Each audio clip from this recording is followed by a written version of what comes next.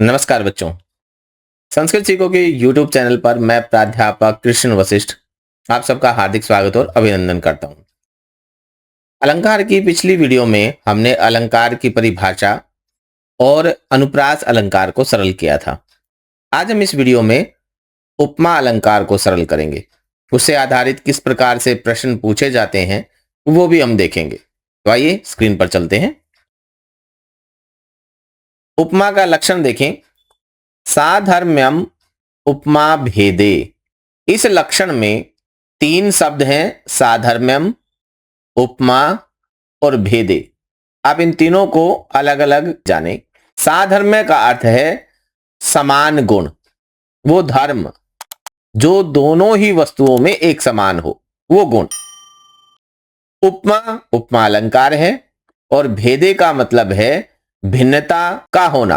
कहने का भाव यह हुआ कि जब दो भिन्न वस्तुओं में समान साधर्म्य बताया जाता है, दो भिन्न वस्तुएं हैं, एक समान नहीं है, दो भिन्न है, भेदे अर्थात उनमें भेद है, अलग अलग हैं वो, उनमें जब समान गुण धर्म बताया जाता है वहां उपमा अलंकार होता है। यानी अलग अलग वस्तुओं में समानता दिखाना ही उपमा है। जब दो अलग अलग वस्तुएं हैं उनमें किसी एक गुण धर्म के द्वारा समानता बताई जाए, समानता दिखाई जाए तो उपमा अलंकार हो जाएगा। यह कहा है आचार्य मम्मट ने। किसने? आचार्य मम्मट ने अपने काव्य प्रकाश में यह परिभाषा बताई है। इसकी एक और परिभाषा भी आती है जो कि आचार्य विश्वनाथ जी के द्वारा दी गई है। इसके हैं आचार्य विश्वनाथ। आचार्य विश्वनाथ का साहित्य दर्पण है और मम्मट का काव्य प्रकाश है। तो आचार्य विश्वनाथ जी ने लक्षण दिया है उपमा यत्र सादृश्यम लक्ष्मीरुल्लसति द्वयोः। अर्थात उपमा वहां होगी, उपमा अलंकार वहां होगा यत्र जहां सादृश्यम समानता हो। किसकी?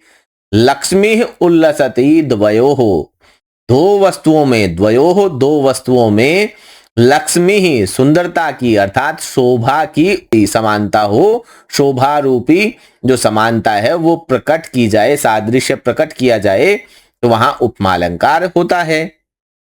कहने का भाव वही है जो आचार्य मम्मट ने कहा है कि भाई दो चीजों की समानता को सुंदर तरीके से बताना ही उपमा कहलाता है। उपमा अलंकार में चार अंग कहे गए हैं। तो चार अंग कौन कौन से हैं? उपमान, उपमेय, साधारण धर्म और उपमावाचक शब्द। तो पहले देखते हैं उपमान क्या होता है। जिस वस्तु से तुलना की जाती है उसे उपमान कहते हैं। जिस वस्तु से तुलना की जाए वो उपमान हो जाएगा और जिस वस्तु की तुलना की जाए उसे उपमेय कहते हैं। साधारण धर्म क्या होता है? साधारण धर्म होता है उपमेय तथा उपमान दोनों में रहने वाला समान गुण।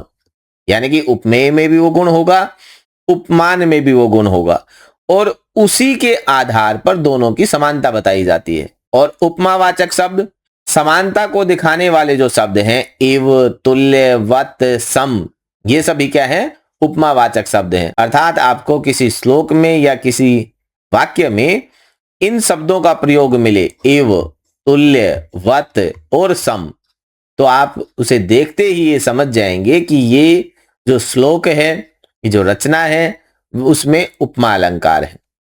आइए अब इसे एक उदाहरण के द्वारा भी समझने का प्रयास करते हैं, तब आपको और अच्छे से समझ में आएगा। मुखम कमलम एवं मनोज्ञम। मुख कमल के समान मनोहर है।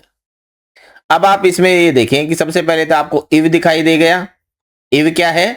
इव है उपमावाचक शब्द। एक चीज क्लियर हुई। दूसरा एक शब्द है मनोज्ञम। मनोज्ञम क्या है? मनोहर है, सुंदर है। मुख जो है कमल के समान सुंदर है, तो ये सुंदरता हुई। इसमें क्या है? सुंदरता। ये सुंदरता है, वह है साधारण धर्म। ये सुंदरता कमल में भी है और मुख में भी है, इसलिए मनोज्ञम हो गया साधारण धर्म। अब मुख यहां हो जाएगा उपमेय। मुख की विशेषता बताई जा रही है, जिसकी विशेषता बताई जाए वह उपमेय, और जिससे विशेषता बताई जाए, कमल से बताई जा रही है यहां, तो कमल यहां हो जाएगा उपमान। ठीक है। मुख जो है वो कमल के समान मनोहर है, सुंदर है। ठीक है, जिसको लिखना है वो आप इसे यहां से लिख लें। एक और उदाहरण देखें। वागर्थाविव संपृक्तौ वागर्थ प्रतिपत्तये जगतः पितरौ वंदे पार्वती परमेश्वरौ। यह महाकवि कालिदास के रघुवंशम नामक महाकाव्य का प्रथम श्लोक है और उपमा अलंकार का बहुत ही सुंदर उदाहरण है। जो इस पूरे श्लोक को याद कर सके पूरे श्लोक को आप लिखना, नहीं तो मुखम कमलम एव मनोज्ञम आप उसे भी रख सकते हैं। अब यहां पार्वती और परमेश्वर और वाक और अर्थ वागर्थ इन दोनों की एक दूसरे से उपमा दी गई है। इव यहां उपमावाचक शब्द और साधारण धर्म है इनमें संपृक्तौ अर्थात साथ रहना। पूरी तरीके से आप लिखना चाहें तो एक पूरे इस टेबल के अनुसार भी आप इसे लिख सकते हैं।